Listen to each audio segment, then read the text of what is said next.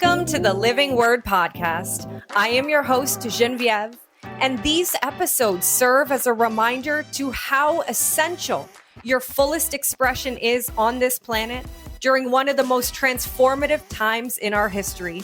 Together, we are going to explore truth through vulnerable conversations about life's deeper meaning, exploring holistic wellness, mindset, spirituality, entrepreneurship, love, and everything in between. Let's dive in, shall we? Welcome back to the Living Word. I have been having so much fun having these intimate conversations with all of you. Thank you for all of the support. It's been such a beautiful journey hearing your feedback and your stories. I'm so grateful for all of you. Now, today we are going to peel back the curtain of Oz on the boss babe culture. And I feel so grateful to be able to do that with one of my soul sisters, Kinnari Patel. Now, Kinnari is a traveler of the world, an investor, a business consultant. She's a leader, and most importantly, she is a woman with an anointing on her life to lead women back to themselves and to God. And we're going to be going into a very beautiful and vulnerable conversation today. So let's dive in. I'm so grateful to have you here. Thank you so much, Jen, for having me. I'm so honored. It's so interesting getting ready for this, and we were talking the other day about how we met, and we had been brought into each other's space so many times. Absolutely. And it wasn't the right time. And there we were at our friend Josie, who I just did a few episodes with, her first retreat. Yep. And we didn't know that we were each going to be there. And there we were connecting. And I realized in that moment that we were put on each other's path because we were living parallel lives. Absolutely. We were on this pivot moment. And I watch you and the way that you can communicate and be with so many different people at the same time. I'm like, oh my gosh, that might be a little bit of your culture, the Indian culture, a lot of people around. Yet one of the things that I am so inspired by is that you have been very bold in how you've shown up, especially in the last 6 months. Thank you so much. And you have taken a proactive route of sharing the truth about business, about boss babe culture, and about burnout. Yeah. And I think burnout is one of the things that we don't talk about enough. I know for myself in my own career, I was on a very slippery slope several times. Yeah. Where I would work harder, strive more, and no one talked about the side that isn't so beautiful. Absolutely. But there's beauty in it. 100%. So maybe we'll start with you just talking about like, how are you right now? Because you just came off an incredible journey that we're gonna go into, but where are you at right now when I say the word burnout? It seems like it's so far away, a foreign thing.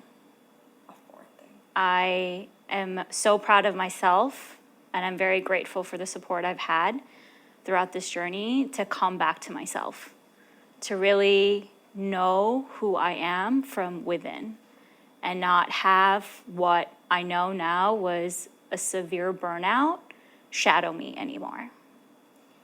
Well, and you say shadow, and I remember you saying that you were so numb to the signs of burnout that it happened, you were on this like cycle over and over again. And so what did that journey look like? What were those signs looking back now?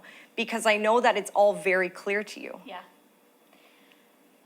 You become so numb to it. It's so hard to even recognize what those signs are until you get a moment to step away from that and be where I'm at right now, 100%. For me, it was doing everything that I thought I had to do, that I was told meets society's rules, what I thought were my dreams and what I thought that were things or events or experiences that would bring me happiness, getting there, working so hard getting there, and feeling empty from the inside. Feeling like there's more to this. This can't be it. I should be feeling more and doing more and more and more of that and feeling less and less and less. And when I started recognizing that, I was like, this is what everybody's burnout journey is different. But I started recognizing this is what my burnout journey is looking like. And I didn't know what to do. I didn't know what to do. Similar to you, I just didn't know what to do. And I was so conditioned to be like, put on a happy face, be grateful for what you have. I come from a family of immigrants. They were so good at hustling, yet they never showed their emotions. They never showed what burnout was for them. So I grew up in this family and surrounded by people that just worked really hard and checked off a lot of boxes and were in survival mode at all times. And I was conditioned into believing that that's what my story had to be. I had to be the person that was first generation immigrant now and working hard and buying the house and buying the car and buying the things and, finding the partner and getting married and having kids and all these things. And I just was like, there has to be more to this. There really has to be more. And because I didn't know what to do, the first thing I did was show so much emotions alone. Like I would literally go and have this happy face at work and be this boss babe at work. Boss babe. Yep. And then I would go to happy hour and I'd be like, yeah, great job, team. And then I would go hang out with my friends and I would just like drink a lot. And then I would go home and I would be a disaster. No one saw it. Only a very handful of very, very close friends that I trusted were on the other end when I called them or I invited them over and I was like, I don't know what's wrong with me.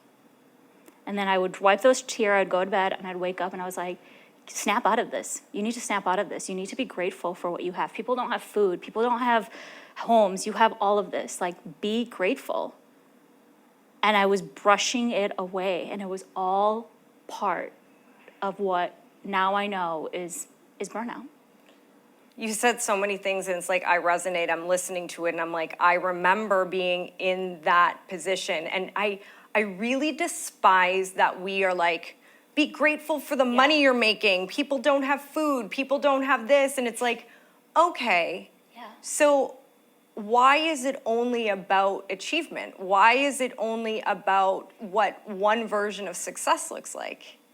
And you said something very important. Behind closed doors, it would be a disaster, chaotic. And it's like, do you think that it's because that was the first time in the day that there was quiet, that you had to be with yourself? 100%. Like, what were the things that you would feel or think? 100%. I remember that I would always just keep myself busy. And on the weekends, like during Monday through Friday, it was easy to stay busy. I wake up, I go work out, I go to work, I'm busy all day long, working 10, 12-hour days. And then I have a happy hour or a dinner. I'm a consultant, so I was traveling quite a bit. And then the weekends would come around. And I couldn't face the fact that I would get like an hour or a couple hours where I would just sit and do nothing. So I booked everything up. I was like this social person, super extroverted. I was like, I would have brunches. I would just keep myself busy so I didn't have to sit with myself, because I knew that if I sat with myself, I would start feeling those feelings from inside, and I don't know what to do about it. Yeah, it's another form of numbing. We always look at like coping mechanisms as like a substance or doing something to excess is the same thing. Yeah. And I felt guilty telling people. Guilty. I was like, I can't tell people that I feel this. Like, I can't go to my parents who have worked so hard and tell them, I don't feel good. I feel like I want to change, but I don't know what that change is. Like, they gave up all of their dreams to come to this country and raise a family. Like, I should be so grateful. I can't go to them. I can't go to my brother. He looks up to me. I can't go to my friends. Like, a lot of them didn't come from the same background as me. And it's like, I think they're going to judge me. I think they're going to be like, shut up and be grateful. So I would feel the feelings and then I'd come out of it being like, be grateful. Like, to the point where I didn't even know what it was anymore to be grateful. Toxic gratitude. Yeah, toxic gratitude. Toxic positivity. in this way where it's not the truth. It is, we are a shell of a human. I remember like at the pivotal moment of my burnout, and I would go home at the end of the day and I was so exhausted. Like the type of exhaustion that it's not like, oh, I'm tired, I need a nap. It was like my entire body felt like an 80-year-old woman in my 20s. And I would just work harder, do more, and take any sort of stimulant to like keep me going. But you told me that you delayed the pause. So there was a piece of you that knew you had to take a pause. Yes. How did you know? I think the pandemic helped.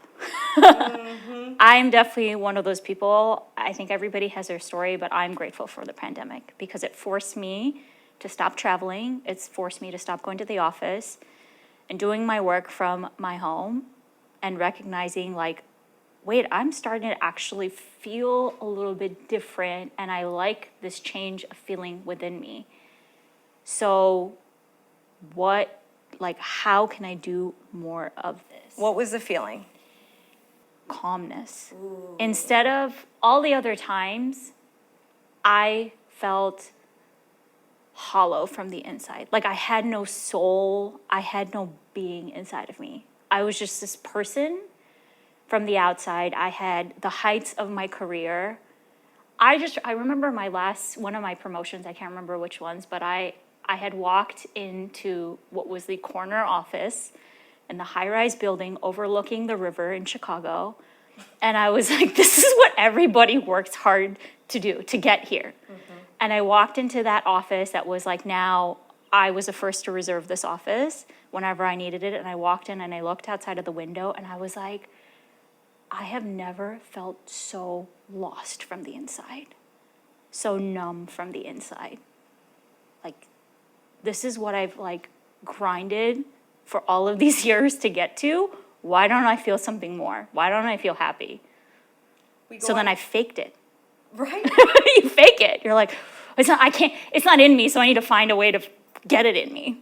Wow. It's like you go on Pinterest and you see like grind, like all these quotes that I just look at, I'm like, it's so tacky because it's not real. Yet I also believe, and we both agree on this, that we were raised in a time where like God bless our parents, they were a generation that really started to take a pivot.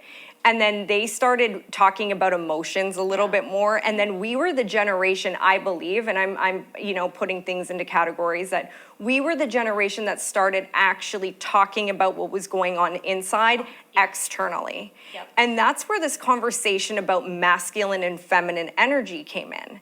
And one of the things you said the other day is that we praise the masculine energy in success.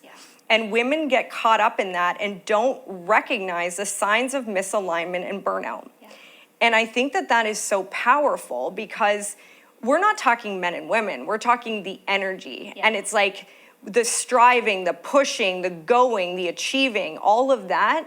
On the other side of it is that feeling you felt, that calm, that softening, that creativity, knowing that it's okay to just stop and allow the Holy Spirit to allow our connection with God to fully transcend through our being. Like that's what we're here to do, carry the light, be the people that bring people together to nurture and comfort. And we've lost that. We've lost that somewhere in between the boss babe culture, this feminist movement, all of these things that are distracting us from the point that women right now, so many women that we know are absolutely exhausted and lost their excitement about life, but you did something about it. You did something that was so bad, A-word, like you did, and it's like you took a pause. So what was that look like? It was a sabbatical. Yes. And how did that happen? Like tell me about that, because you're just coming out of that whole era, and you're a different human. You're the same amazing woman, but you're a different version. For sure. I want to go back to the one thing that you did say about how I felt. I think one thing to point out is that you feel like you don't have an option and you feel like you can't leave. For me, it wasn't just where I was at. I was born and raised in Chicago, and I didn't know how to feel any different because I felt I was stuck in Chicago. So the first thing that happened for me is that I got to move to San Francisco, and the pandemic hit, so then I was stuck in San Francisco, but it was the best. It was a start of noticing those signs because I was outside of what I thought was my comfort zone into new territory, but able to feel within a lot more. Out of the rat race, Yeah. out of your known familiar area. Yeah. And because I was able to take that step forward, every other step after that was easier and easier. There were definitely delays and roadblocks, and sometimes you get back into the comfortable feeling, which is exactly what happened before my sabbatical. I was riding a good wave again. I was at the It was amazing. Yeah, I had a really great client. I was on autopilot at work a little bit. I was doing new creative things, which was great, but I wasn't feeling the same burnout. So I was like, I'm good. This is good. Like, I should ride this out. Again, back to what you're conditioned to. I should be grateful that things are good right now. It's not so bad. It's not so bad. It could be worse. And then I had a shift and a change of client and project. And at this point, I started recognizing what I did like and what was real calm for me versus what was chaotic. And I went from a wave of calm into a wave of chaotic, yet I was way wiser now because I had gone through it and started recognizing things that I knew that this was chaos that I could no longer from the inside handle. I recognize something in you now that you're talking about this. I remember you hosted a women's circle. Yeah. And we all came to your house, and it was one of the most beautiful spaces. The way that you set it up, I had never seen that side of you before, right? We had done a lot together, you know, we've been in business together, we've done a lot, but I came to your home and you had created this beautiful space. And the way that you walked to the door to greet me, it was like you were floating. I'm pretty sure I cried because I looked at you and I was like, this is my sister in her like highest self. Yeah. You were wearing all white. And it was, I think, a week after that, I saw you at your peak of peace, of femininity, like just floating. I'm pretty sure you were floating. Yeah, I was. Like walking on water type of vibe, you know? And then next thing you know, a week later, I watched you absolutely crash. Yeah. I crumbled.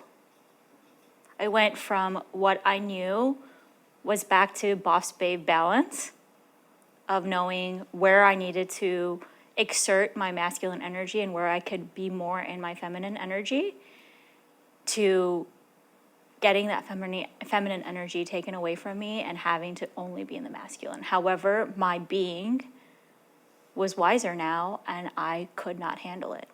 And you spoke up. And I spoke up. I was afraid. Before I would, again, you're conditioned, so you just roll with the punches. In corporate, you roll with the punches. And some projects are great, some projects suck. And you have to just, it's part of the job. And you have to be there as a... You get paid the big bucks Yeah, for. that's what they say. It's what you get paid the big bucks for. And you have to put on, as a leader, you have to put on this sort of guard and face for your team because you have to shield them. Right. And I went from that into shielding my team to being in this position where it's all crumbling and I was asking for help and everybody was in that position. I don't even blame anybody that I was working with because we were all in bits and pieces of that. However, I knew that that wasn't what I wanted my story to be anymore. And there's a sabbatical program that my work offered that I was delaying and delaying and delaying because I was going back, again, recognizing, but thinking like, it's fine, I should be grateful. And I delayed it until I hit that and I was like, this is all the signs, because the universe will start giving you signs. Mm-hmm. When you start getting in tune with yourself, all the external forces will start giving you the signs you need.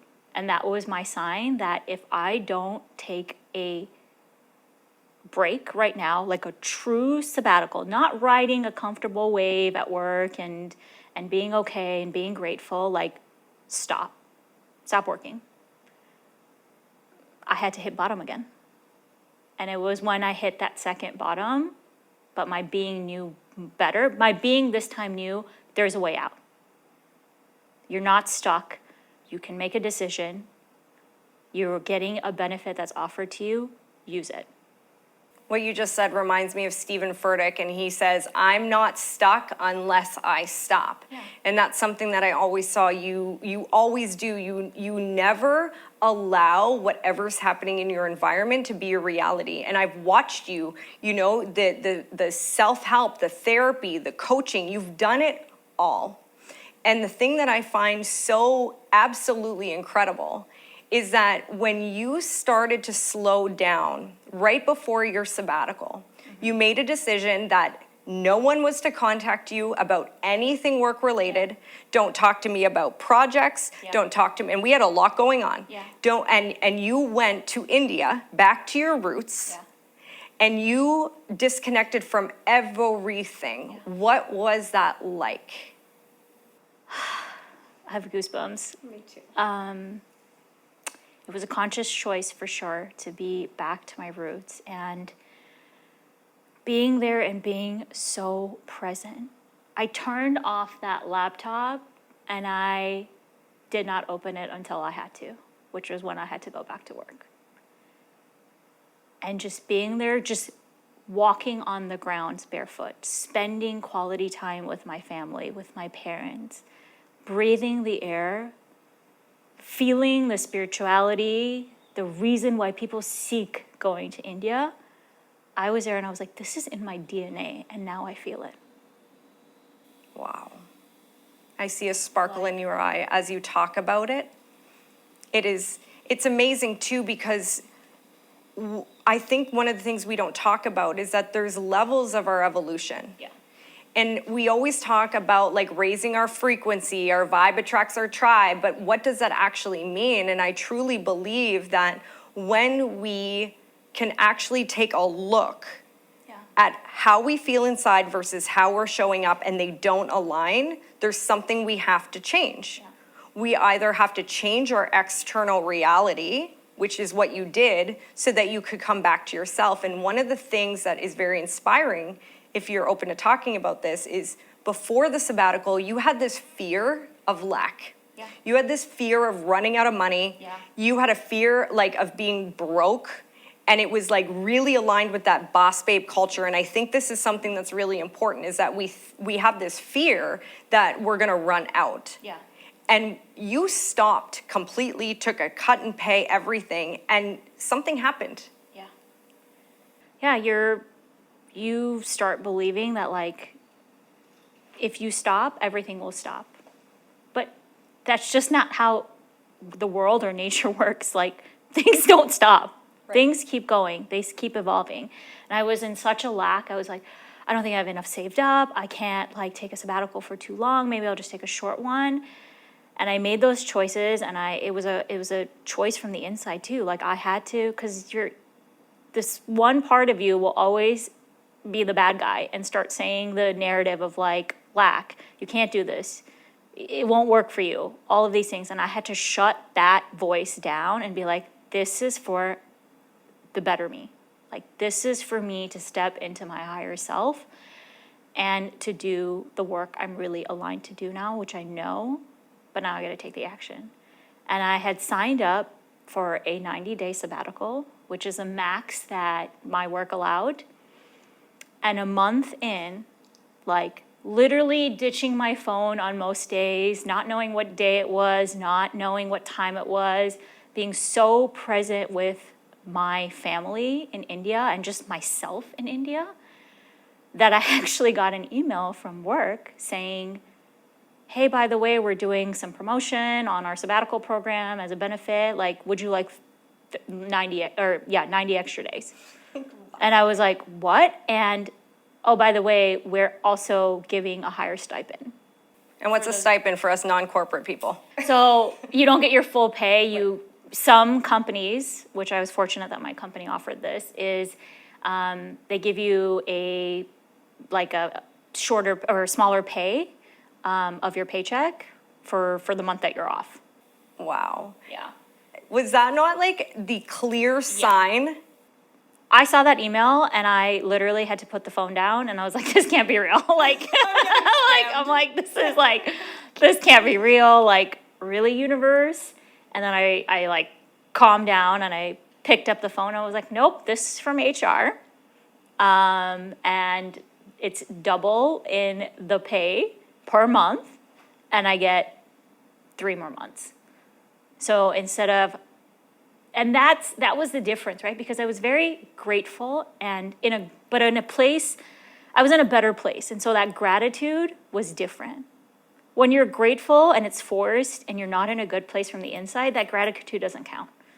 When you're in a better place from the inside, everything you do has a different impact and a different message to the universe. So because I was in such a different place in my burnout mode, that gratitude obviously came back with the answer of like, you deserve more time out, you're worthy of more time off, and this lack of you that you had of how am I gonna pay the bills is being taken care of. Wow. And that's the power of trusting and surrendering. I think that's such a powerful real life example of, because I know you, like we're best friends. Like I've seen it, and it's like in that mode, and you were like, I'm looking for a partner, and I want to do this, and I want to host retreats, and I want to do, and all these wants, but deep down there was lack. Like I'm not worthy, I don't have enough, I'll never have enough, and so it was actually creating this like chaotic cyclone of like everything you didn't want showing up. Yeah. And then the moment you paused, everything you ever had dreamed of wanting started to show up in a very quick amount of time. Yeah. So if that's what happened to you, like what would you say? Because I know that you are very passionate about coaching women in this similar position. Like now that you feel and have experienced what you did in the power of the pause, and seen these miracles that happen, and that there is an abundance, and that there is no lack in the world unless we create it in our own mind. Absolutely. What would you tell another woman? What would you tell yourself even 5 years ago based on what you know right now? Your feelings are valid.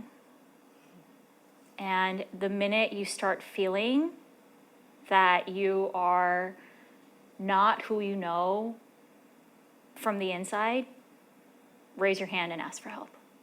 And it's okay to ask for help. We have created this false story, especially in the boss babe culture, that we have to do it by ourselves, that we can't ask for help. We have to be this leader at work and then be this mother, this wife, this daughter, this everything. And we should feel guilty if we ask for time for ourselves or ask for help for ourselves, because we have to put on this show for everyone else. And I'm telling you right now, that's the number one mistake you'll make.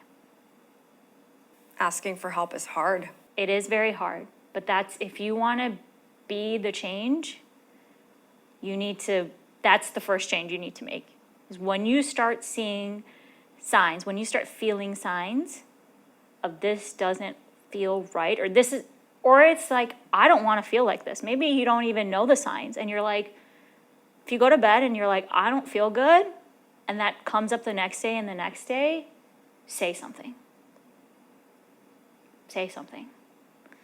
It's so true. It's oftentimes we feel lost because where we're at attracts everything that we have, everyone that we know. And so everyone's usually in a very similar place. And to be the one who's going to decide to break the chain, at first people think you're absolutely crazy. Yeah. And you go the separate way, and it can be very lonely. And I think that's one of the things that we're both very passionate about, is making sure that there's the right support and there's vulnerable conversations happening so that people know that there is a shift. And I also believe that we're in a time of the new world. Yeah. There is a change in the energy of the world. And we are in it right now, and it's calling women like you, like myself, like so many of you listening, it's calling us to a different version of ourselves so that we can lead the new earth. And when I say the new earth, I'm not saying that the planet's actually changing, yet there is a change that is happening all over. Whether it's astrology, whatever you believe it to be, there is a shift happening, and more people are claiming this sovereignty of having choice. And that's one of the things that we're so excited about, to be able to lead more of these experiences for women specifically. I know men too, but like, I just so desperately want more women to know that you can be soft and successful. Yeah. When you slow down, you can actually do more and receive more. Yeah. What about receiving? Like, were you always like, yeah, I'm worthy of this? Like, was that something that was natural to you? No. No. No, absolutely not. I was never taught that. I was taught that you get it and you have to be grateful for it. Not that you're worthy of it, so you're getting it. Right. Money doesn't grow on trees. Yeah. And what you said was so beautiful, because it was exactly what my reality was.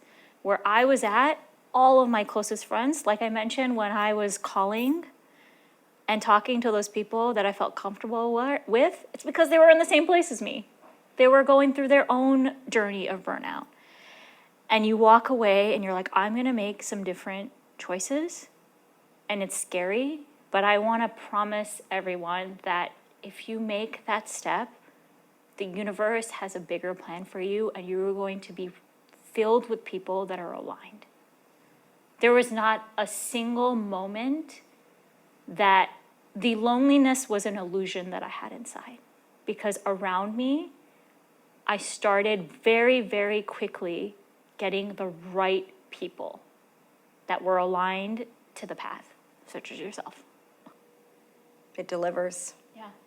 And you know, we're both, before the pause, the sabbatical, the rebirth, you know, we were really focused on helping women, high performers, like biohack their minds and bodies. Like, how do we care for ourselves so that we can do this? Because that's a story for another day. Yet a lot of the time we are running on fumes. You even said like you wouldn't even eat. You were drinking coffee all the time because you didn't have time, which is also an illusion. And so I know that we're both very passionate about like, hey, why don't we also bring up your habits to meet the performance level that you're at?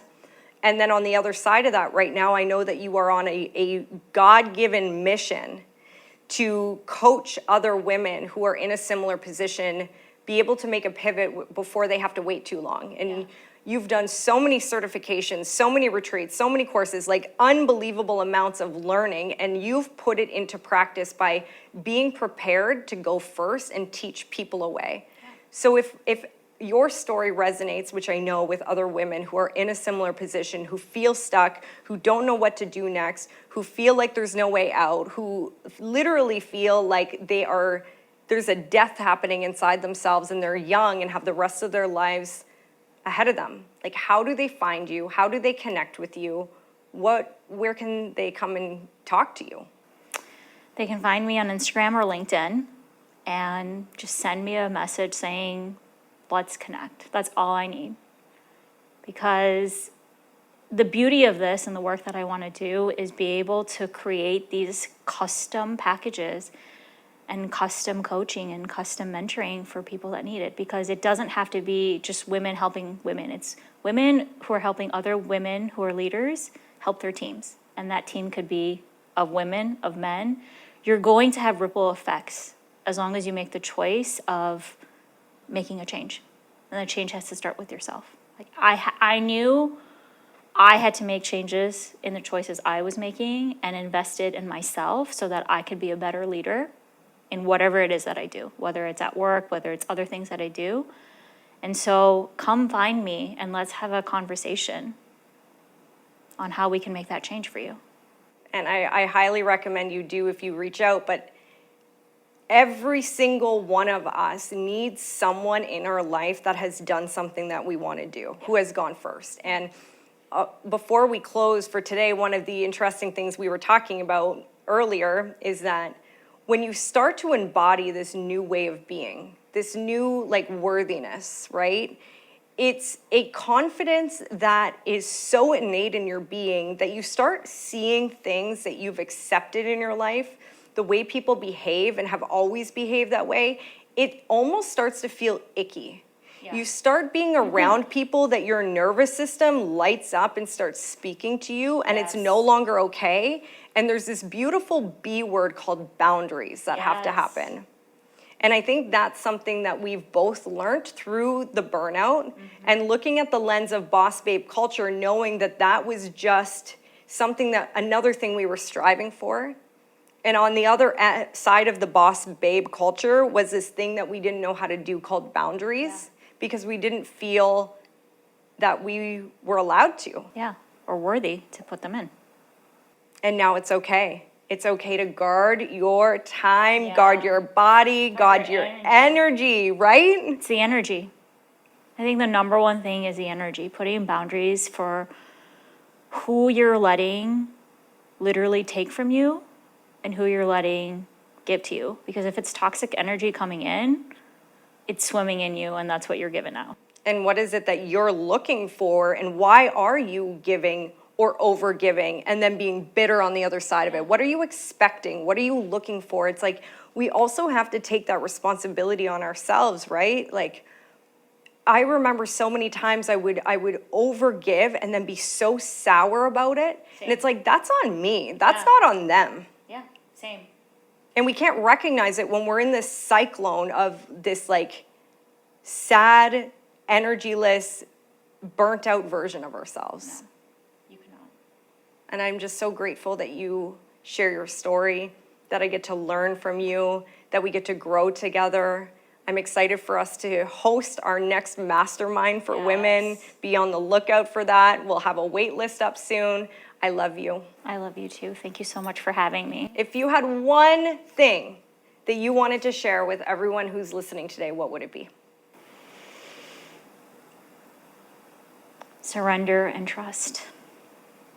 Surrender and trust. You're worthy, so surrender to the right energy and trust that you are going to be brought on the path that's most aligned to you if you choose. It's a choice at the end of the day, if you choose. So make that choice today. Amen. Thank you so much for joining me on the Living Word podcast today. My hope is that you have something new or a remembrance that you can apply in your life right now. Isn't that the whole point of us learning and growing? To take new understandings and alchemize them through our own human experience? Please like and leave a comment or review if you enjoyed this episode, and share it with people in your life who would benefit from hearing it also. And make sure you subscribe to the Living Word podcast on your favorite platform and be the first to know about upcoming episodes.